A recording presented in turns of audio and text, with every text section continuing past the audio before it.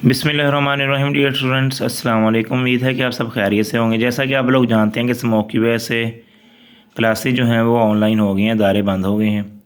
तो इसी सिलसिले में आज हम लोग पीएसटी की क्लास का पहला लेक्चर पढ़ रहे हैं 1973 के यानी कि खसूसियत। ऑनलाइन मोड में ये पहला लेक्चर है, वैसे हमारे इसके पहले लेक्चर्स हो चुके हैं। 1973 के आइन की अहम खसूसियात देखनी है आज हमने। पहले हम लोगों ने 1956 का आइन देखा था और 1962 का आइन देखा था। अब है 1973 जो कि पाकिस्तान का आखिरी मुतफ़िका आइन था। इसके अंदर अब 26 अमेंडमेंट हो चुकी हैं। अब इसकी अहम खसूसियत क्या था? 1973 का आइन तहरीरी शक्ल में है जो कि 280 दफ़ात पर मुश्तमिल है, यानी कि इसमें टोटल 280 शिक्के मौजूद हैं।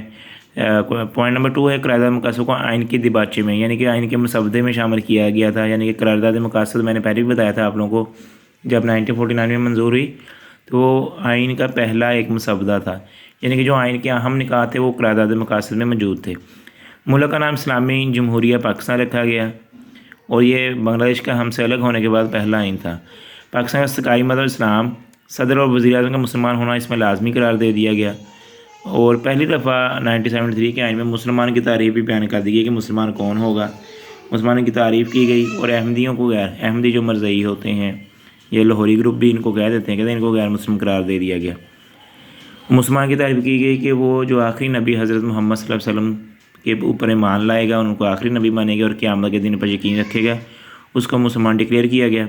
1973 के आइन के तहत मुल्क में वफाकी पार्लिमानी निज़ाम में हुकूमत होगा, यानी कि वफाक होगा और उसके अंडर मुख्तलिफ सूबे होंगे। 1973 के आइन के तहत कानून साज अदारे के 2 ईवान रखे गए जिनको कौमी असम्बली और सैनट का नाम दिया गया। यानी कि सैनट होती है ईवान बाला होती है, कौमी असम्बली ईवान ज़ेरी होती है। कौमी असम्बली के अरकान की कुल तादाद 342 होगी, जिनमें 60 औरतें, 10 गैर मुस्लिम होंगे, और सैनट के अरकान की कुल तादाद 104 होगी, जिसमें 17 ख़वातीन और 4 गैर मुस्लिम होंगे, जिसमें हर सूबे से 22, फाटा से 8 और वफाकी दारुल-हुकूमत से 4 अरकान शामिल होंगे। मगर अब इसमें अमेंडमेंट हो चुकी हैं आइन के अंदर मदमशुमारी के बाद। अब कौमी असम्बली के अरकान की तादाद 336 रह गई है, जिसमें 266 जनरल सीट्स होंगी, टोटल 336 होंगी।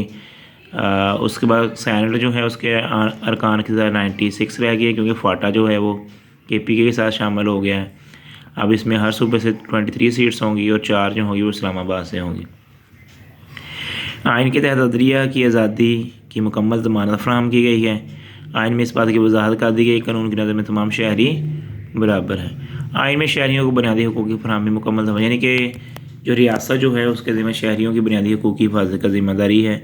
इसी तरह जो रियासत है उसमें अदलिया को मुकम्मल आज़ादी फराहम की गई है। अदलिया आज़ादाना तौर पर अपने फ़ैसले कर सकती है।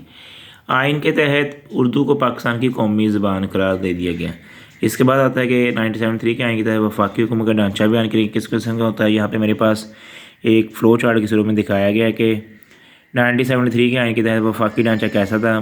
वफाकी हुकूमत का नज़्म चलाने के लिए हुकूमत को 3 शोबों में तकसीम किया गया। एक इंतज़ामिया जिसमें वज़ीर आज़म वगैरह और उसकी काबीना होती है, इसको एग्जेक्टिव भी कहते हैं इंग्लिश में।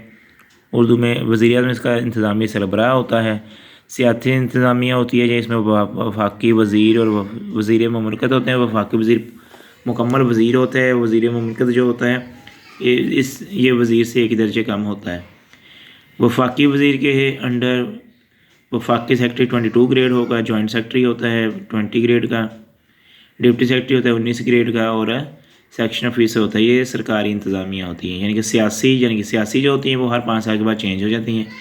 सरकारी इंतज़ामिया हमेशा रहती है। और वज़ीर ममलकत होते हैं, एडिशनल सेक्रेटरी इसके ज़िम्मे ग्रेड 21 का ऑफिसर होता है।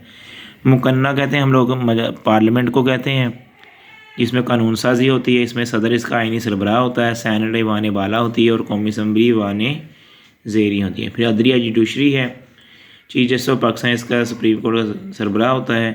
Chief justice of Pakistan high court, इसमें के अलावा फिर 5 हाई कोर्ट्स हैं पाकिस्तान में, जो कि पंजाब हाई कोर्ट है, सिंध हाई कोर्ट है, खैबर पख्तूनख्वा हाई कोर्ट है, बलूचिस्तान हाई कोर्ट है और इस्लामाबाद हाई कोर्ट है।